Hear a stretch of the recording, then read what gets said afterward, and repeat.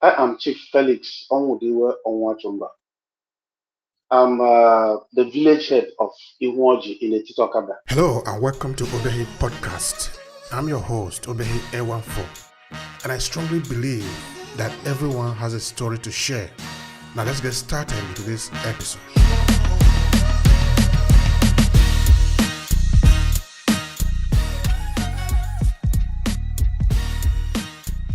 This Etitokaba is when you get to Olu, then my own hometown is Umuhokabia.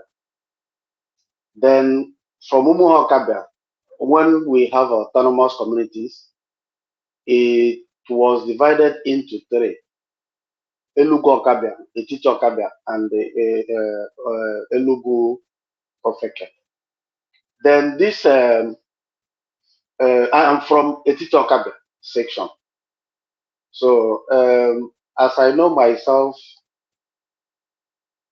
I can't praise myself so much, but there's no place you asked about to Felix Owudiwe Onwuachumba. They cannot tell you better about myself because market sells itself, not for me to sell myself to say I'm good and this and that. No, but I know by the grace of God, I'm a good man. Thank you. Thank you so much, sir. I know that you are a good man. That is why we are also talking about you today, so that other people can also learn from your experience. You see, we are part of the Africans in the diaspora, in that we are away from home. So it is important that we look for some elderly people who have lived, who have had some experiences to teach others, so that they can also have a bearing in life. This is also the essence of this conversation. Because we are in the diaspora, you understand that for us in the diaspora, it is very important to talk about our origin, our root. So I'm going to be very intentional when I ask you your childhood, where you are coming from, so that you give us a background, so that this way it helps also other people who maybe are coming from Africa, but of maybe on the fifth or sixth generation, who have never been to Africa before. They don't know. Maybe you might say a certain name in Igbo land, in Oka, in Anambra. They don't know what that thing really means. But by you explaining it, because you have been there, it helps them to have a bearing. So this is the essence of this. So could you please tell me a little thing about your childhood? This is very important for us. Okay. From my childhood, I was growing along with my parents, my father, and my mother, and my other siblings. Within that very period, my father is an oil producing man and is a wine tapper. He was a wine tapper too. Then during that very time, actually, we used to help him, even to an extent that it doesn't. When you go to an extent, by the time we grew up, went to primary school, when you come back from school, my father can never allow you to. When you eat, my father can never allow you to be go out to be playing along with other people. He would like you to go to that oily producing mill he has at our market there to make sure that you help him out.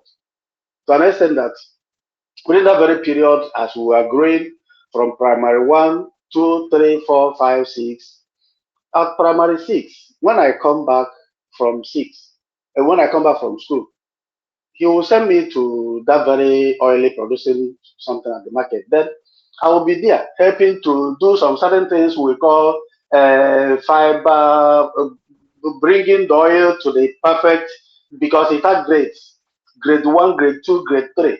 If you produce it in that very way, if you just put them in that very way, he himself knows how to blend it and put it in order to sell to the buyers. Then from there, he will make his money to train us. Then there was a stage that even the time I grew up to enter secondary school, he called me, said that I should help him because he married two wives anyway. My mother is the first one, while the other one is the second one. Then, as we are growing, we, in fact, for me as a person, I don't discriminate. All of us, we were growing together and we know ourselves. We know that Even if this person is from this mother, this person is from this mother, for me as a person, I don't discriminate. We all came together, eat together, do everything together.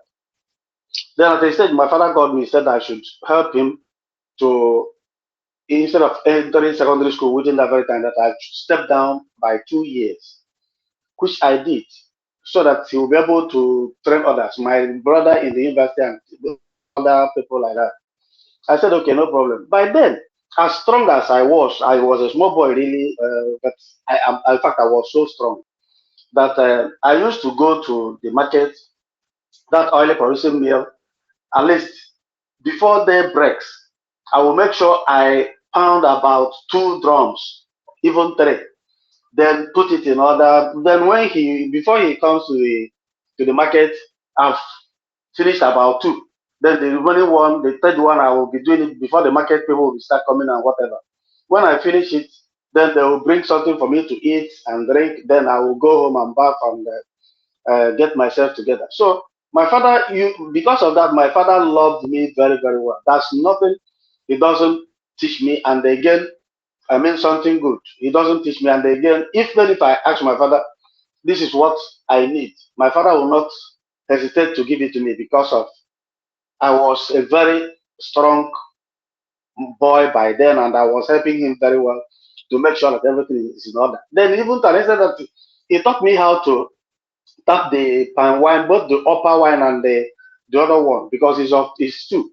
The upper wine and the other one is of 2 types. So I knew how to do the 2. So even if he went to meeting, he will ask me to go and do them, and I used to do them perfectly well. In fact, let me say, anything concerning home training and how to grow up or how to make money through helping others to clear some certain things, clear the tree or whatever. I used to do it for people, charge them money, they give me the money. By then I had money. So even my father was too happy, even until his death. But by the time my father died, actually, I've entered secondary school, and he regretted not finishing, for me not to finish from the school before he died. But all the same, we cannot question God. God knows the best. That's it. So That's true. that is it. So that is it. Thank you so much for that, sir. All right. Yeah. Now, you are a chief. You are an elderly person today, in the sense that you are a respectable member of the society or the community here in among the Nigerian, the Africans here in Verona. But you see, it is very important that when you go back to talk about how you grew up, when you were a child and things like that, these are of high value for us. Now, I want to stay there for some time.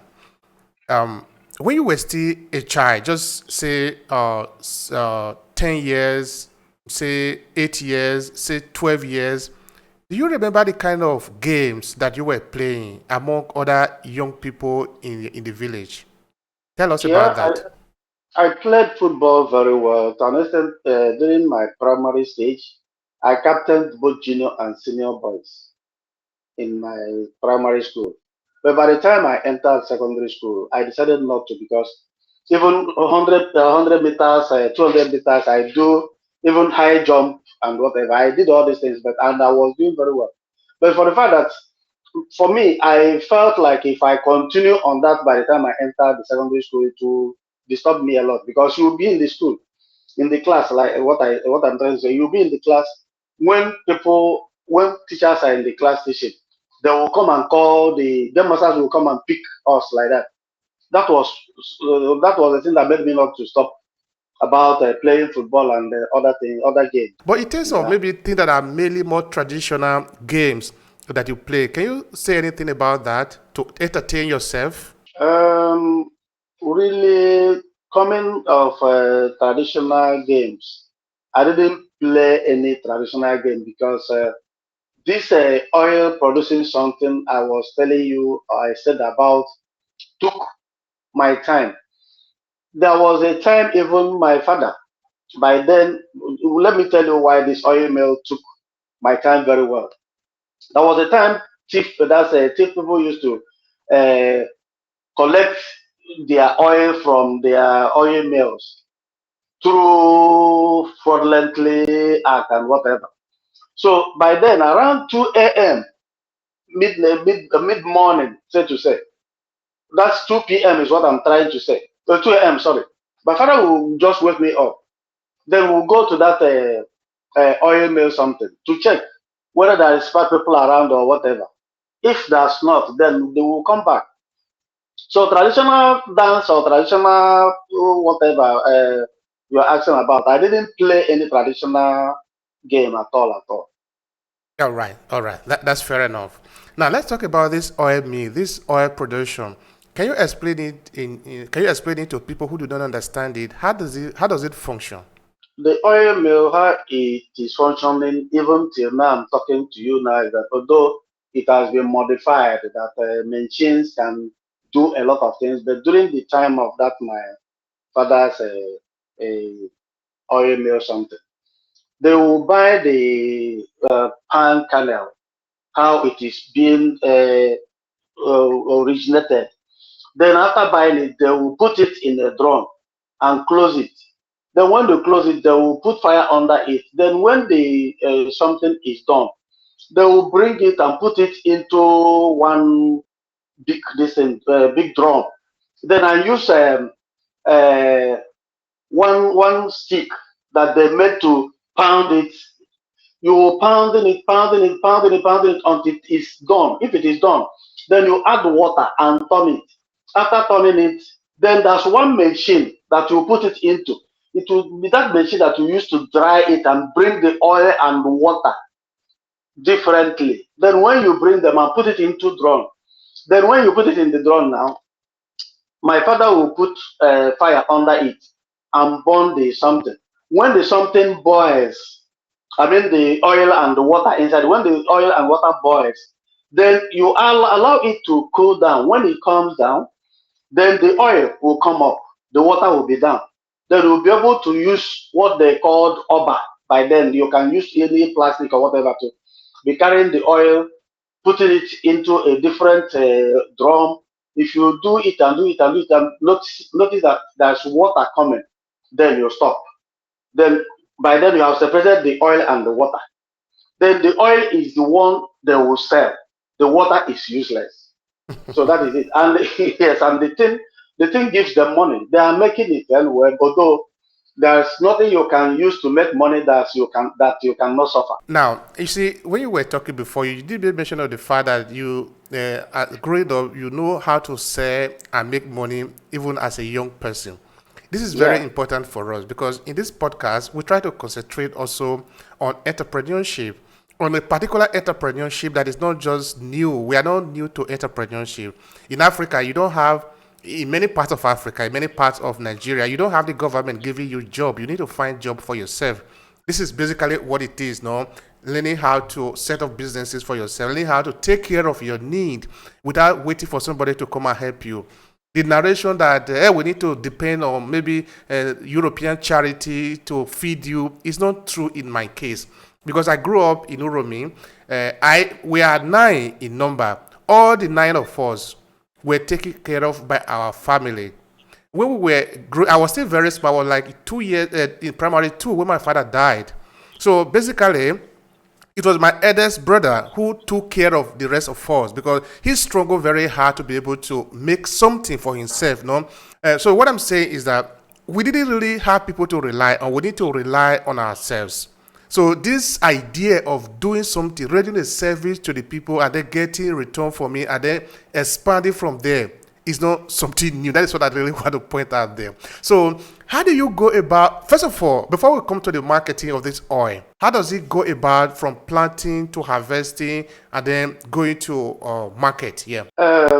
Like planting, you are talking. This there was even there's a time, even now they talk of agric planting of palm trees and whatever.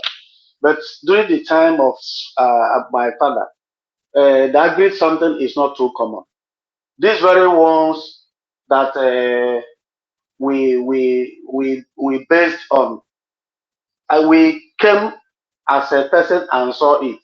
And as we are working in a farm, if there's a palm kernel that germinates and be growing, If you see that that palm kernel, it should be a nice one, you can just take something to guide it so that the palm tree will be growing. As the palm tree grows, then from there, you will be when the palm tree grows and form the fruit. The fruit, when the fruit ripes, then they will cut the fruit down. Then you peel it, remove it gradually, one after another, one after another. Put it in a basket. If it is big enough, you will sell it. That was what I said before, that when you buy, you put it in a drum, then uncover and cook. Then in the palm tree, really, if you like what I told when I told you that I used to make money by myself, is that the palm tree, some people that doesn't have anybody to cut it for them when they are on ripes, they can call me. Not only me, many of us, they can call you or they can call me. I will go and cut it for them. They will pay me my own money. Normally it has a price then. And when you cut it, they will pay you, then you have done your job. They themselves will carry it, do everything they want to do about that one, doesn't concern you.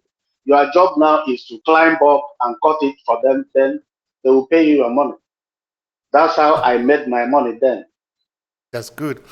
This trade, how did you learn it? Is it that there was a kind of, because you cannot just climb up down and start cutting palm kernel if you don't know how to do it, if you don't know the skill, because you can. I've seen some story of people falling down from there, though. So you mean for you to be able to succeed in it, you need to undergo some training. Tell me about that.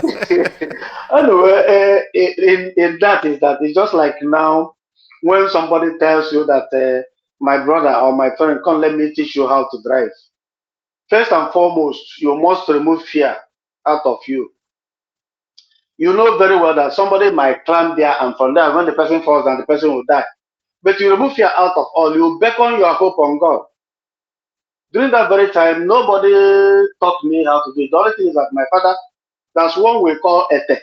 That very one is when it is round like this. When you put it, it will be at your back. Then while the back of the ete will be at the back of the palm tree you are climbing. Then you'll be climbing the tree, one step after another, one step after another until you reach. Then another one, they call that one odo.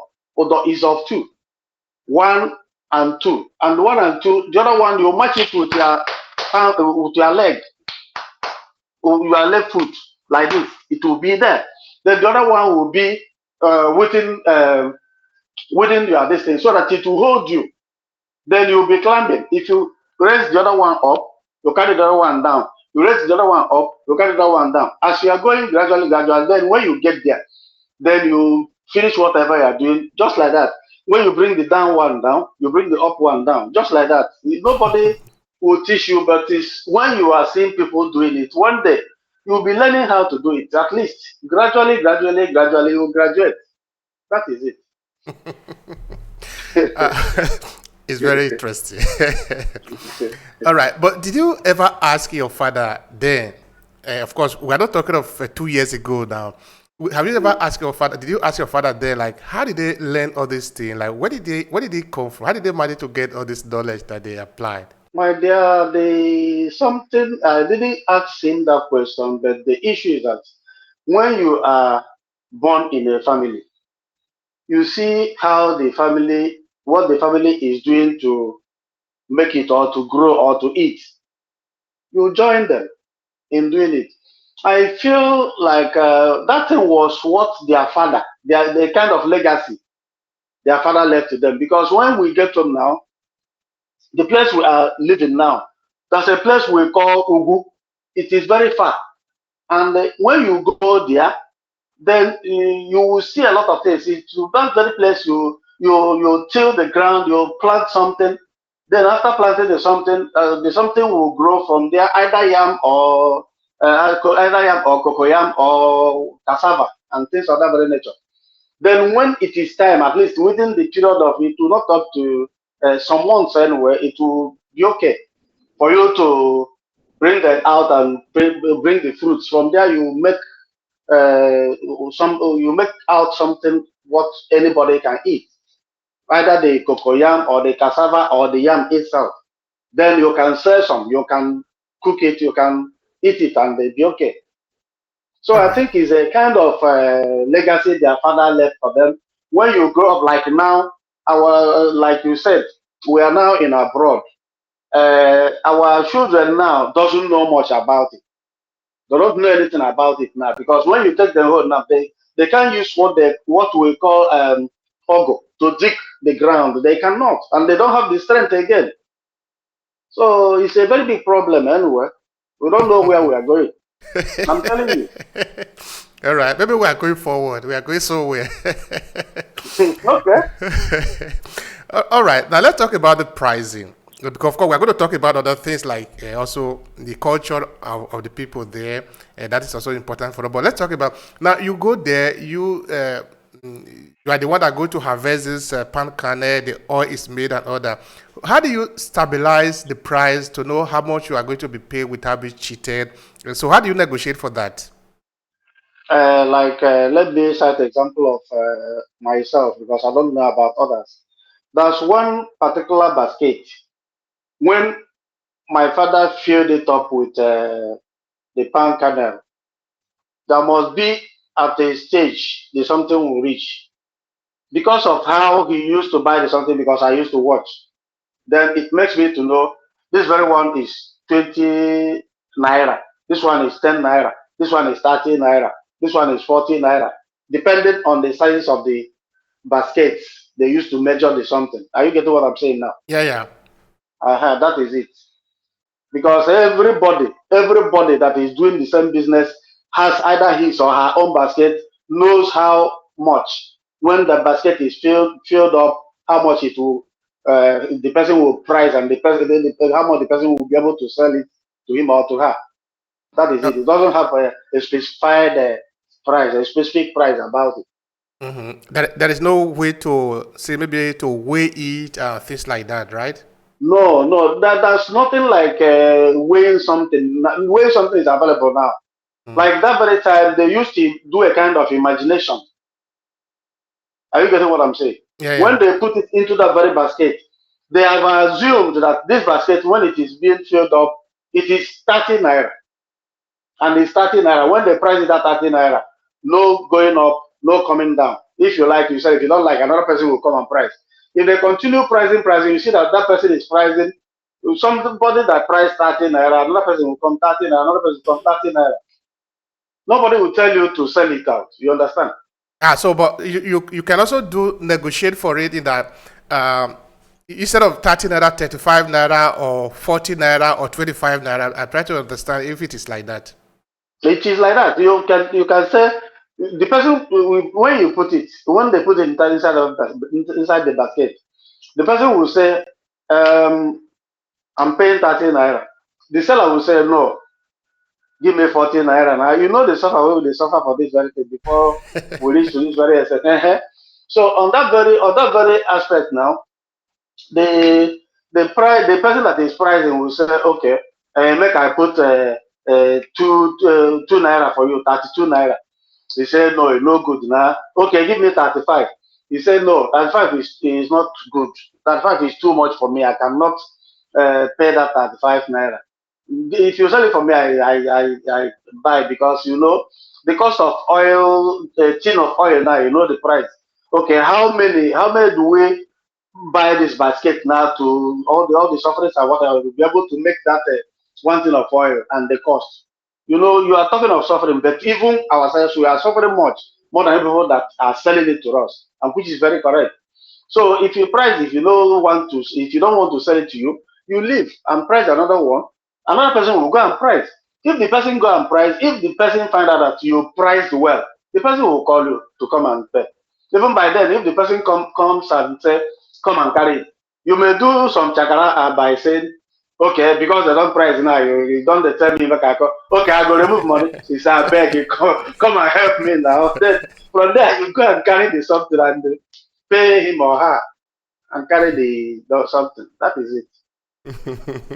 That's very interesting. I'm just laughing though because I'm imagining how because I also grew I also grew up in Africa and I grew up in Nigeria. I remember those days when we go to harvest cassava, then we bring the cassava to the market and then you say, okay, this cassava, okay, this one is going to be 25 naira. Of course, we are using our language now. 25 naira. And the woman say, well, this one, no, it's not 25 naira. Let me give you 15 naira or 20 naira. Then, of course, you begin to price. Now you say, madam, look at it. Now, this is a very nice cassava. You can see that it's very fresh. Because this one, it might appear to be very simple, no? What Italian would call banal, you know. I mean, it's a very simple thing, you know. It does, but it means a lot of things because now you are exchanging, you are talking, you are negotiating, you are evaluating. All these are very important skills that you need to learn. Otherwise, because there are some people who do not understand how to do these things very well. They just go to the market. Somebody say 25 naira. They just sell for 25 naira. Because actually, you can actually sell it for 30 naira or even 35 naira if you know how to. Maybe put sweet mouth. They will put it down. They will say no. Yeah. If you see where the something is being done, it looks like drama. You understand? This person will price this person price this. After all said and done, another person will come and price. If you find out today that that person is they are pricing the same thing, you better say, okay, let me give to that first man that came to price it that time. You understand? So when you go now to call the man might say, okay, now they don't price. You know, say I am the higher bidder. The That's highest why bid. you come to call the highest bidder. That's why you come to call me now. He said, no, why I want to come and give it to you is that as we be now, that kind of a thing. It's okay, just go and put it there. You go and put it and collect your money. That That's is it. it. That's interesting. All right, now tell me about the usage of this palm oil. Is it something that we use? Okay, that we use for cooking, or is it used for other things that you know of in your time? Then. During my time, really, there are some people that will come and buy in tins and drums. They carry it to Benin to sell to people that will resell it to the because when you sell to tins from tins to drums and whatever, when they carry it to Benin or wherever, when they get there, they sell to people that will resell. Then we use it in cooking, and some people uses it in making other things which I cannot elaborate very well because the essence I know very well is that we use the oil to cook, and even in my own town they use oil to produce our local soap, which we call black soap, because that very one has a process too. They will prepare what they call unko.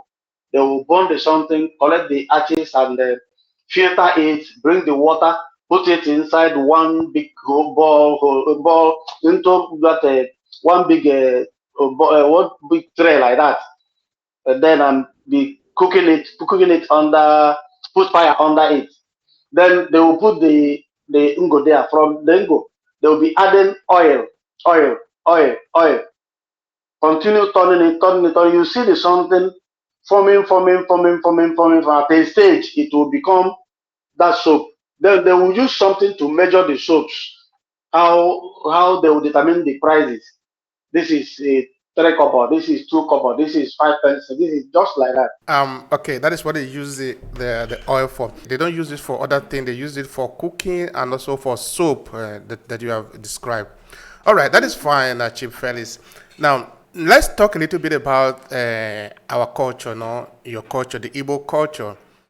Say maybe you are talking to somebody, to the children here who were born here, who have never had the chance to experience this culture. What would you like to say in terms of maybe introduction to how people live there in terms of the cultural belief and the value system in your place? Um, anyway, if we have children here, to tell them how we are trained on the Igbo culture in Igbo land, mainly on my side. First and foremost, even me, I do tell people here, it is too important for you to teach your children your own language, more especially your dialect. Is too important. Some people, even at Lagos, when you ask them, they will tell you I'm an Igbo person. From which place? were you born in Igbo land? He said, no, I don't know. My mama said I be Igbo. So with this, you can't, the person, if you ask the person to go home, the person doesn't know the place he was born or he or she was born. Then, and again, I used to tell them here to try to be speaking Igbo language to their children, even to an extent that I've told some to make timetable. Not that they can go out and speak Italian language, speak English and whatever, yes, but on a Saturdays, do it as a timetable for them. Today being Saturday, no speaking any other language here except Igbo language.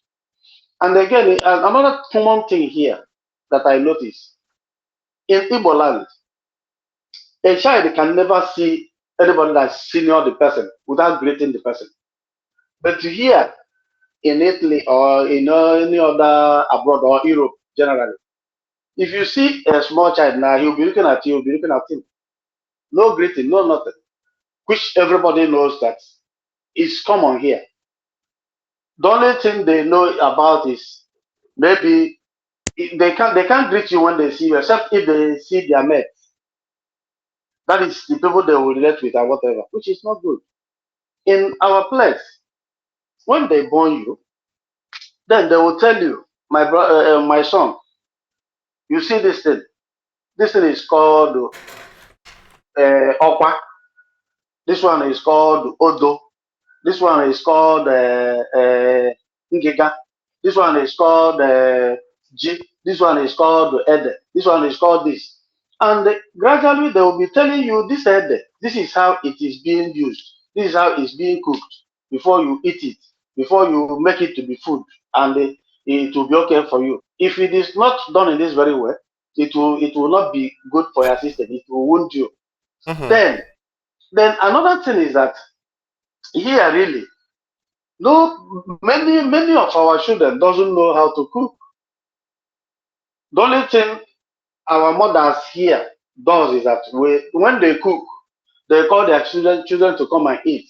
But in Igbo land, when a grown-up girl is up to 10, 15, 12 and thereabout, the mother must make sure that that one enters kitchen with her so that she will knows how she is doing it.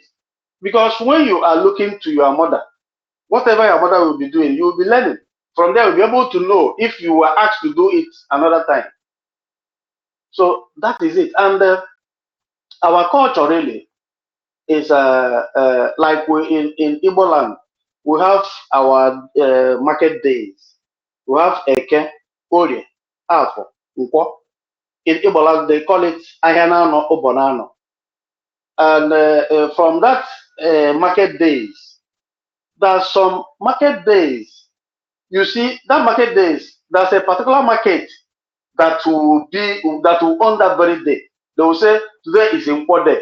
If you go to that Nkwo, you see people coming and selling and eating and drinking, whatever. They will go from morning till night. Some will start in the evening. Then may start in the morning and close in the evening. Things of that very nature.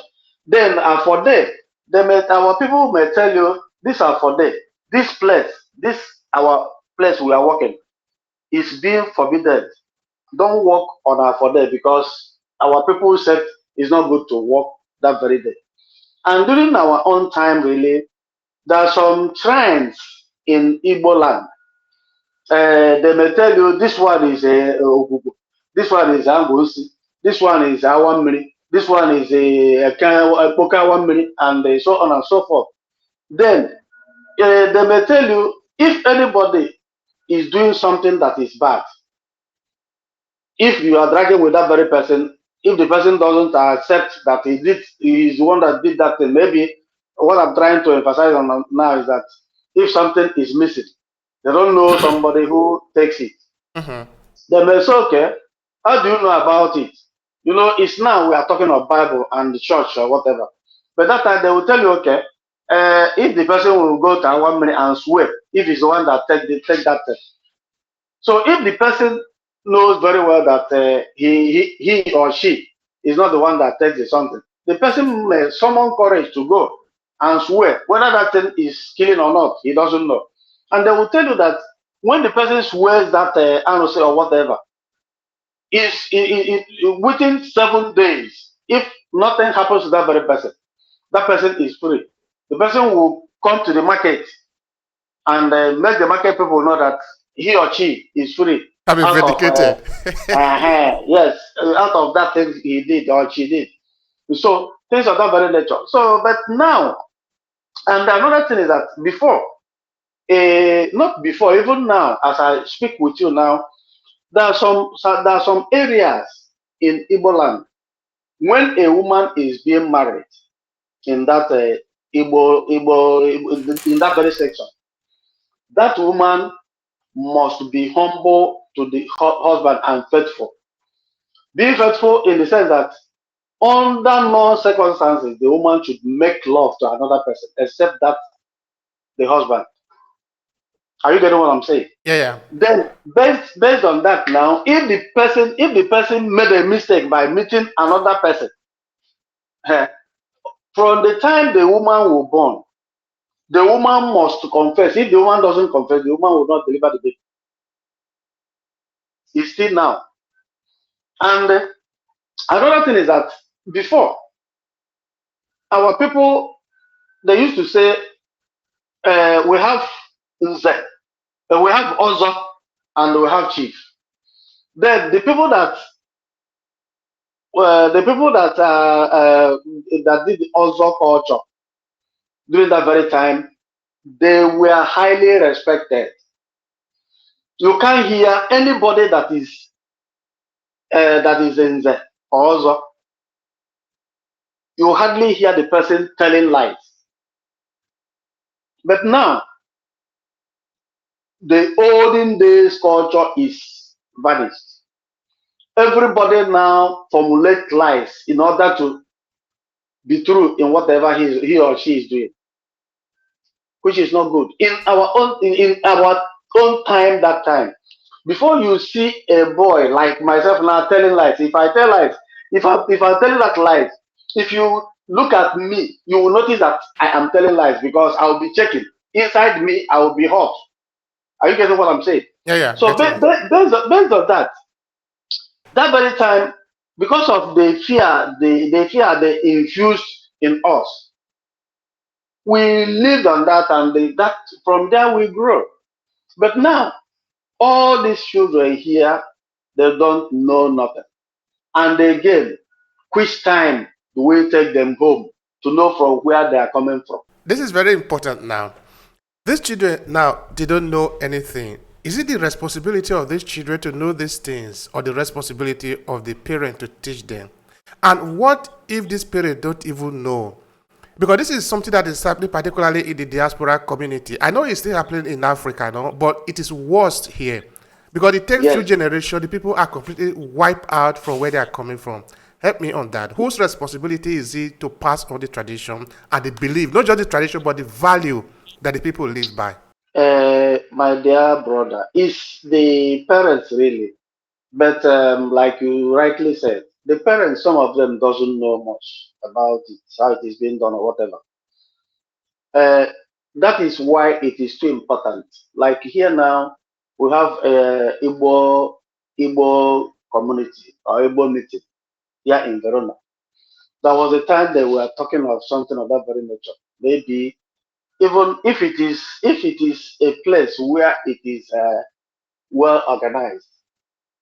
My brother, we're supposed to have a place that our people are being teach how to be speaking their languages or dialects. That is one. Two, if they will organize a kind of what do I call it? Do I call it seminar or whatever? Then pick the old people, even if it's at the end of the end of the year party or whatever.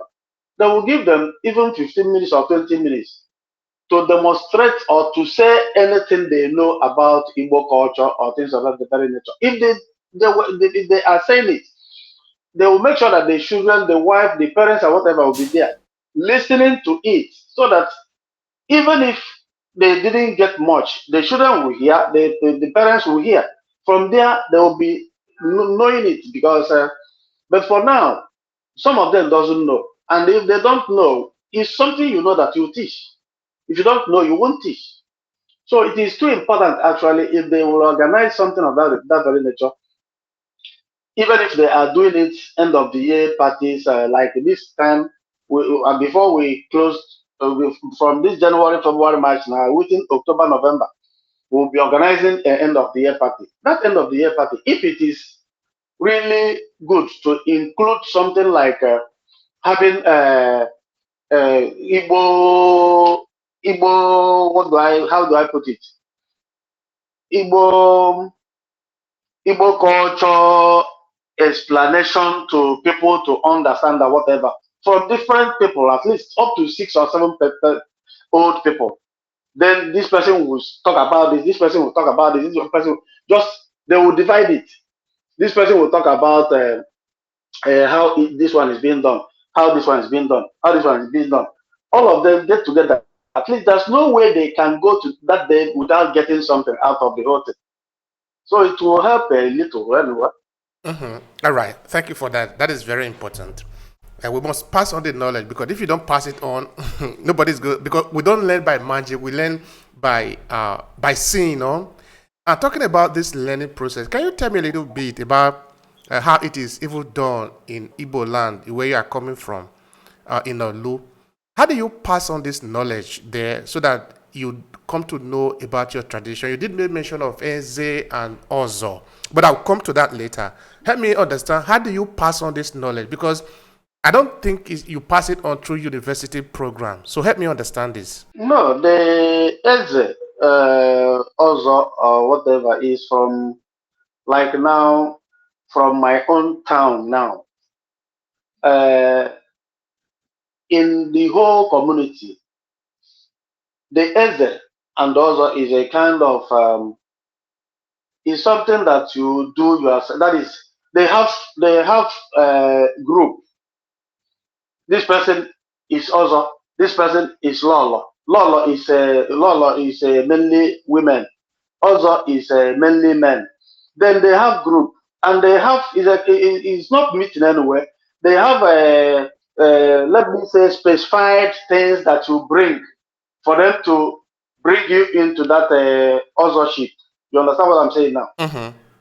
Then, Lolo too, there's something they will tell you to do in order to come to that very Lordship and things of that nature. Then, if like now I am Eze, I am married, then my wife, they will be calling her Lolo, Lolo, Lolo, but actually, traditionally, she's not Lolo except the time she will enter, and those women will tell her what they are taking, what they are drinking, how much she will pay, and whatever before she becomes Lolo.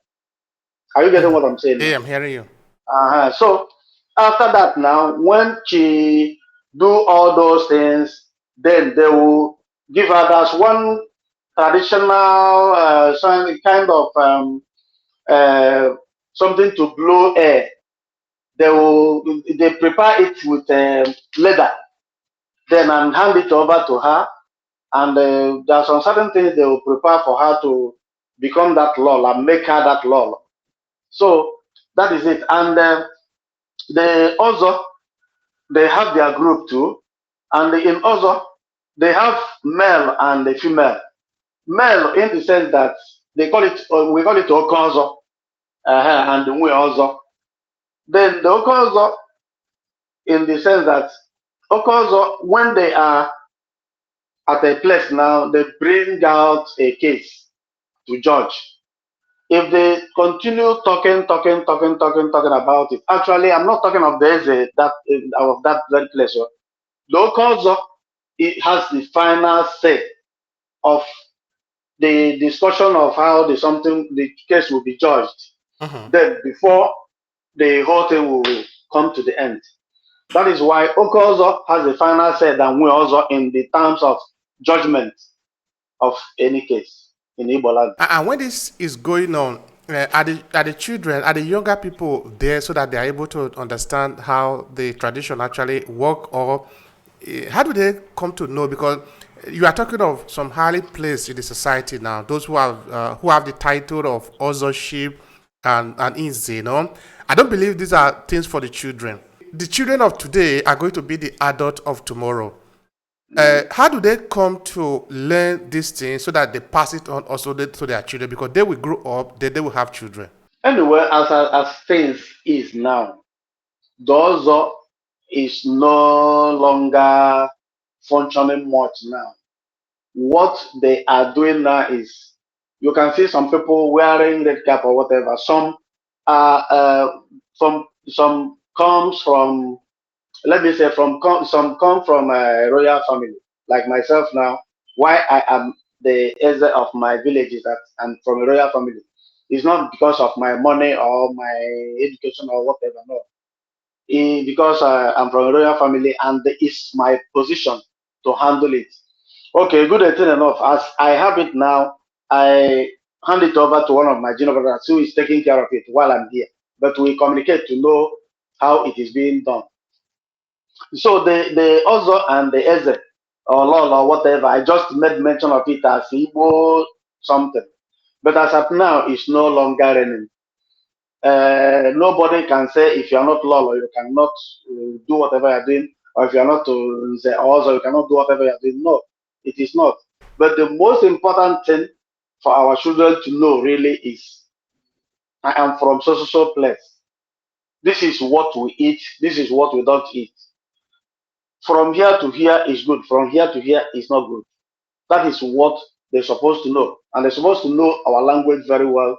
If, like now, you hardly see a Ghana person speaking English when he or she is with Ghana person. You can't see a Do person, he or she is speaking English when he or she is with a Do person. But in Igbo land, we more often than not, we speak English more than Igbo or broken more than Igbo. I don't know whether you're picking what I'm saying. Yeah, I'm listening to you. And if it is made really, if you want to speak Igbo with your person. If you want to speak English with your person. Like it's very common to me. If I want to talk with you as a black, if I see you, I will greet you. Then I will speak my language with you. If you don't understand, okay, is then you tell me, oh, I don't hear Igbo. I'm from social place. Okay, we'll be speaking English. But if you are from Igbo land, I will ask you which side of Igbo land you tell me. I said, but if I speak, you're supposed to understand that. He said, I grew up at Benin. I never grew up in Igbo land. That's why I don't hear. Okay, are you interested in hearing? Yes. If you're interested in hearing, please make it and try to hear because it's not good when somebody is speaking your language. The language you claim that you come from that very place. You don't even understand it. It's not a good thing. Thank you for pointing that out. It's also one of the reasons why we are setting up, why I'm beginning to talk to different people, expert like you in our tradition, so that we can help ourselves to know. Because most of the things that you are talking about here now, people don't know. Because, like we said before, you can't pass on what you do not know. For you to pass on knowledge, you first need to know the knowledge, no? And I believe that this loss of knowledge about our roots, our tradition, our culture is not only in the diaspora. Okay, I'm concentrating on the diaspora, but even in Africa, we are losing it very fast. Okay, let me ask you like this. You did say that those traditions that you made mention of before, those tied to Ozo and Inze, they are no longer as popular as they are before, no, as they were before. Yeah. Now, help me understand that because these people are still in Nigeria, they are still in Igbo land, they are still among their people. Why is it no longer popular as it used to be? The civilization has taken everything up. Like me now, my father did the also for me, but he didn't finish it up. But if I really want to finish it up now, I'll finish it up. But now you see people at home. Uh, like now, I can't go home now. If I go home now, if they are doing also of a thing, I will be invited because I am one of their members. Then if I'm there, then they will bring what they will use to do the other of a thing. Okay, The people that finished the Ozo, they have their rights. The people that have not finished, they have their rights. Now, if they do it in that very way, everything will be done. The person that is doing it, if the person finishes it, the person will become an Ozo person. Fine. But now that I'm telling you now, the Ozo of a thing is when you get home, you find old people that they are Ozo. You can't see young people that are joining Ozo again because of Eze. Not Eze. Chieftaincy, something has taken everything. Some people can make money and go to their Igwe of their town to give them the cap. They pay some money.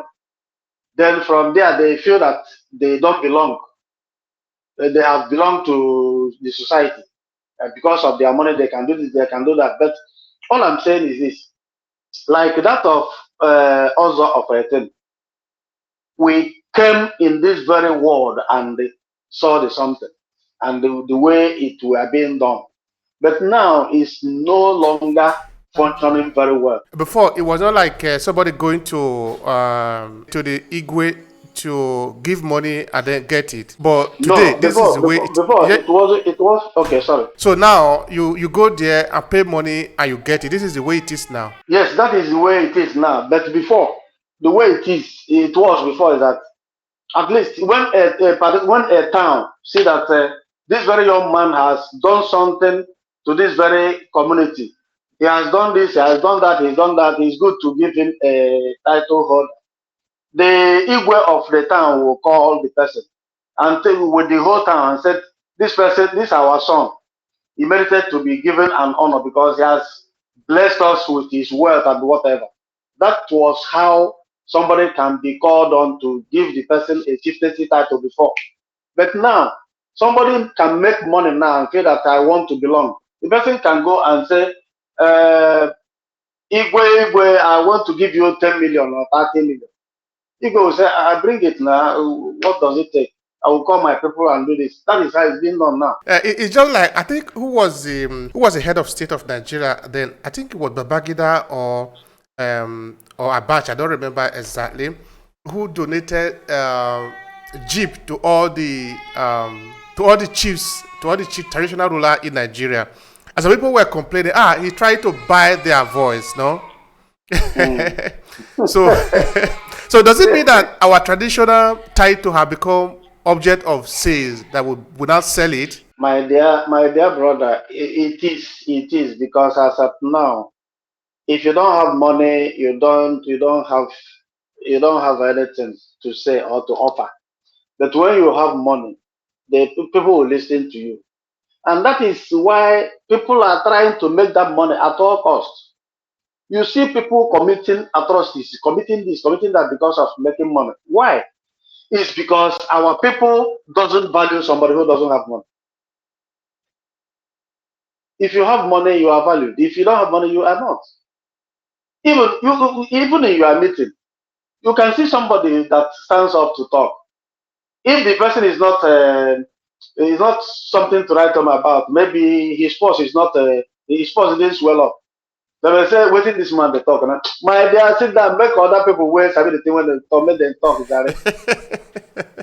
It's truth. So where are we going from here? If that is the way it is, it means that somebody that have money can just we are suffering from corruption in this sense. So where are we going? Where do you see the future of our value system if we can actually buy it with money? My dear, it will end us nowhere because something has made everybody. If you and myself knows now that the easiest way to make money now is to kidnap somebody and demand for a huge ransom. It's now raining, and the Nigerian president has made it in a way that I don't know, no security, no nothing in Igbo land now.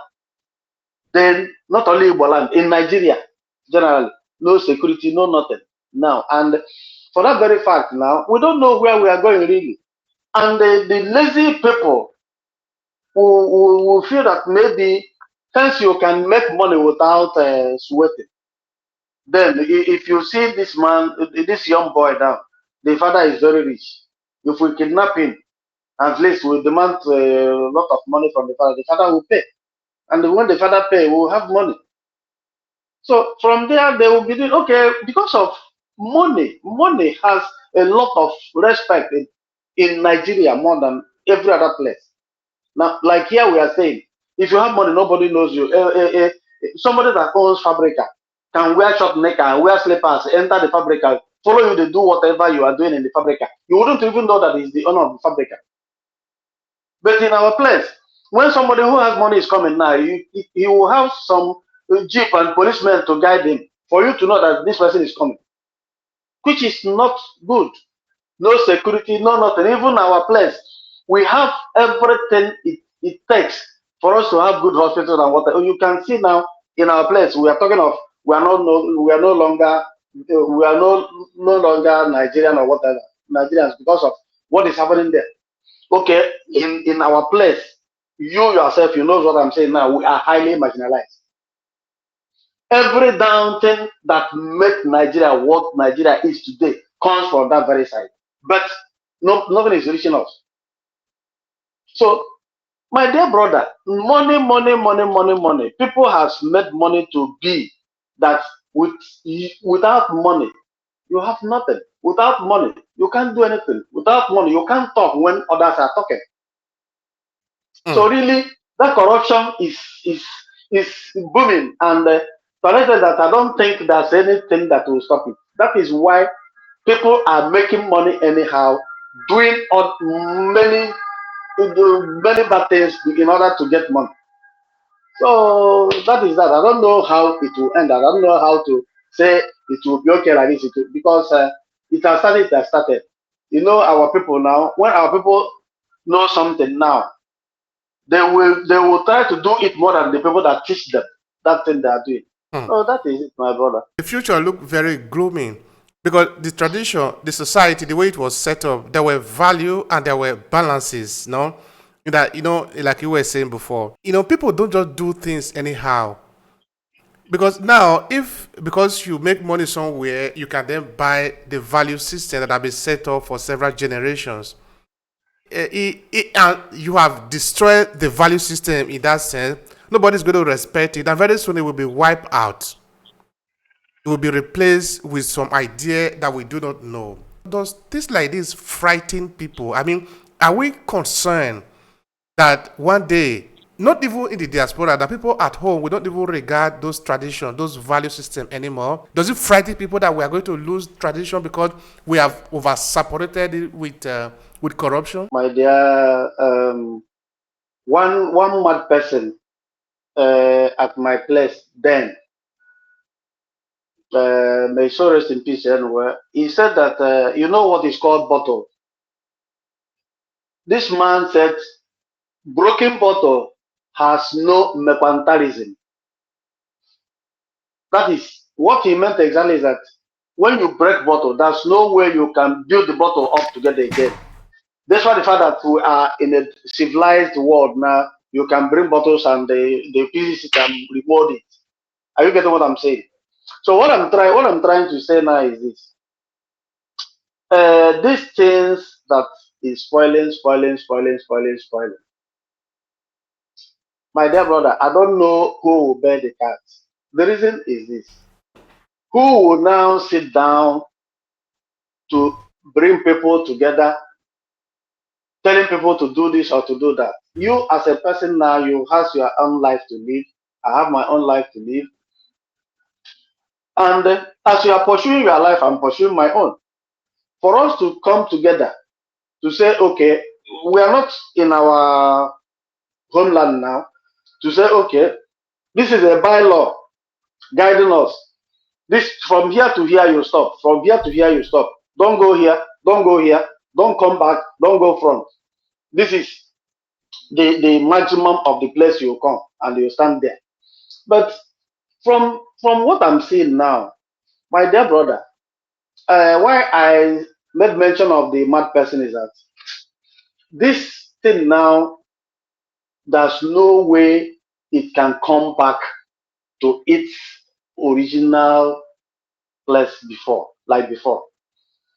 Like all these things that are spoiling. Is spoiling. There's no way they can mold it. It can come to be as it was before. All right. There is no way they can come to how it was before. In fact, it No. doesn't necessarily have to be the way it was before because we can comfortably extend the argument to cover other areas now because this is our value system that we are talking about. Okay, we can lose some of the practices, no, but the value will still remain the same. We actually try to save the value, even though some of the rituals, the way we do it might not necessarily be the same because people transform, people evolve, way of life transform. So when you were talking about how you used to go and harvest palm kernel, the process that it takes before it becomes palm oil, we are not going to be able to do that again. In fact, we don't need to do that again because we have evolved. Now there are technology, there are infrastructure, better infrastructure to do it, but we will still have palm oil. So if part of our system is to be renovated, okay, let's say because there is a crisis now, there is a confusion, there is the deliberate destruction of the society as it were, or maybe it is just natural that some of these things will just fall apart. What is the option B? I mean, at what point is this folly going to stop so that we can have a plan B? Because as a people, we must have a plan B. We must evaluate our life and say, okay, this thing is not working anymore. That is alternative. We are going to have to shape it this way. Because nobody is coming. I want to make that very clear. Nobody is coming to save us. We are the only people that will save ourselves. What is our plan to save ourselves? My dear, the only plans to save ourselves is when you see you can get somebody to talk, but when somebody is talking, nobody is listening. It cannot work.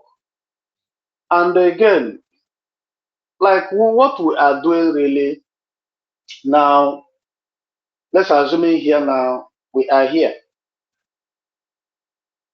If really as we are here now, if we have Nigeria meeting here, maybe from that Nigeria meeting, we'll be discussing some certain things, and in the whole Nigeria meeting, in the whole Nigeria gathering or staying in this very place now, if we can be able to come together, at least there must be something differently coming from each other for us to see if we can put ourselves together to get what we want. Because what you know now and what I know is they are not the same. There's something you know more than myself. There's something I know more than yourself. So for us to have the plan B you are talking about is that definitely, even if it's not coming together, if there's like what you are doing, you are helping a lot because from this our conversation now, if any person that hears the language, or even if you don't hear the language, if you listen to it, you will say, okay, I've heard this thing.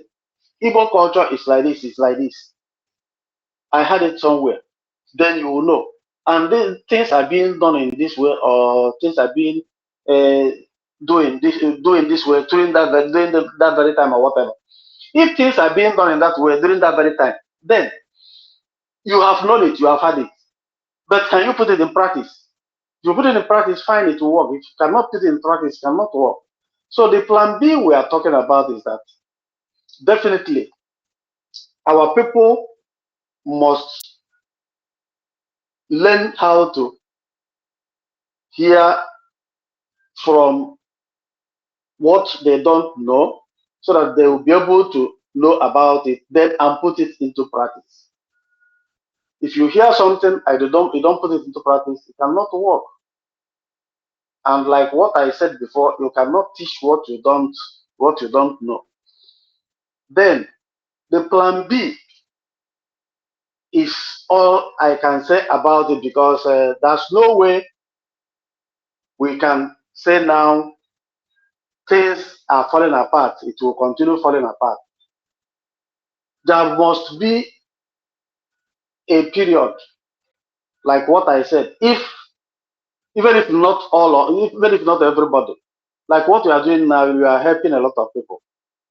If you interview some people and from there you'll be gathering your own experiences on so many things, then from there you gather this one here, you gather this one here, you gather this one here. Even from you, you'll be able to be bringing some certain things or certain knowledge together.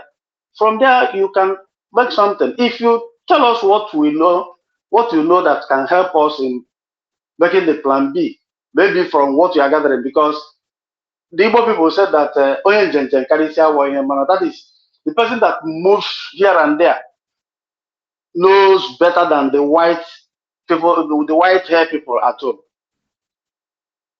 So, and which is very correct. So, from you, really, we'll be able to gather something that will help us for the plan B. Thank you so much, sir. I really appreciate that. All right. Now, what would be your final statement here? This can be also a kind of advice to the people, because why we are here is because we are trying to gather information that will help us. Because, like I said before, nobody is coming to do this work for us. We are going to do it ourselves. No, we are going to find out what is it that we are doing wrong. Why are we not heading in the direction that we are going? What can we learn from it, and how can we rectify some of this error and go the way that we want it? Because basically, we are the maker of the society. The society doesn't just simply make us. The society is neutral. We are the one that will make it. If we say Nigeria is corrupt, that would not automatically change Nigeria to become pure. Saying that Nigeria is corrupt, meaning that Nigerian people are corrupt. If the Nigerian people accept this challenge, then it is their responsibility to either remain corrupt or change it. So, if we don't put information available for people to know, to see, it becomes difficult for them to even make a choice. Because based on what are you going to make a choice? That is why I think it is important that we keep on talking about ourselves. Let's try to understand what is even wrong with us, and let's try to see what are the suggestions from different angles on how we can get it right. All right, what would be your final statement here to conclude the conversation? I really appreciate your time, please. My really humble advice to conclude the conversation is this. Number one, like what I said before, it is too important for us. Like now, I'm an Igbo man. It is too important for us to make sure that our children here hears our language, even our dialect. And again, like I said before, making timetable in the house, in every home, for your children to know your language or dialect is too important. They can speak whatever they are speaking outside, yes, but on a weekend like Saturdays, no speaking any other language here except my language. It is too important. Okay, let me cite one example. My in-law, he lives in Germany.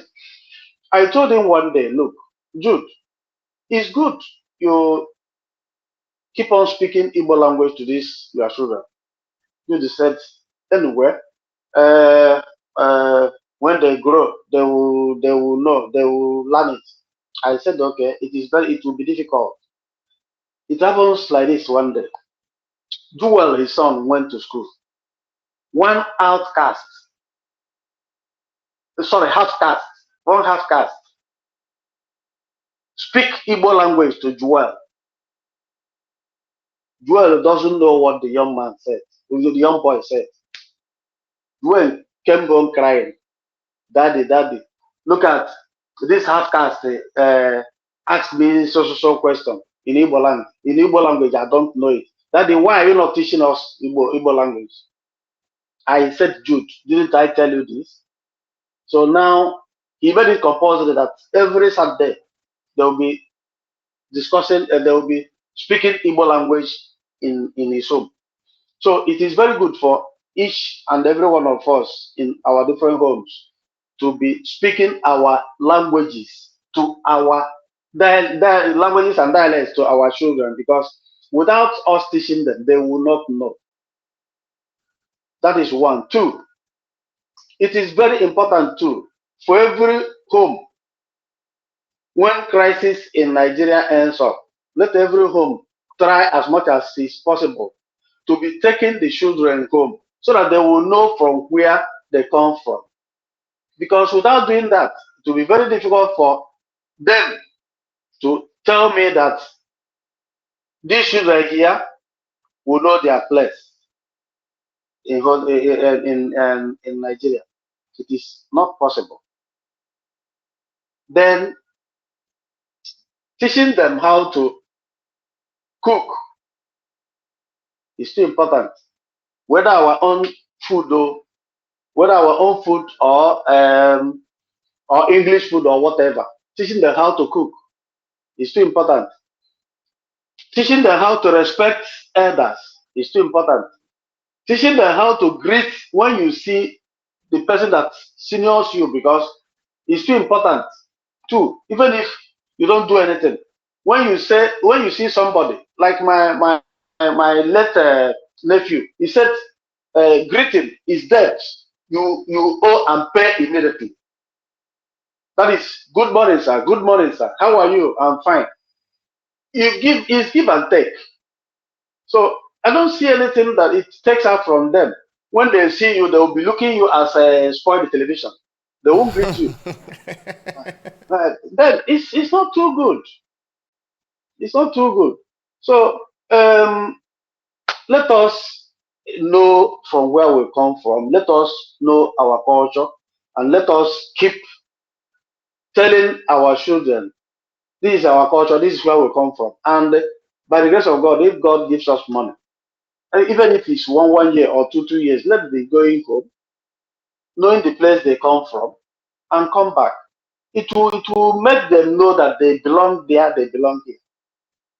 Not only they belong here only. With that, we are not helping them. So the only thing I'm saying is that may the God Almighty bless us, guide us, and provide for us, and make us to achieve all our good aims, and remember our home. Thank you very much, Amen. sir. I appreciate it. These have been really very educating. Thank you so much. Thank you. Thank you, sir. Thank you. If you enjoy this podcast, make sure you subscribe so you never miss any of our future episodes. Rate and review Obehi Podcast and share with your friends who might need it. I remain Obehi Onwuachumba. Thank you so much for listening, and talk to you in the next episode.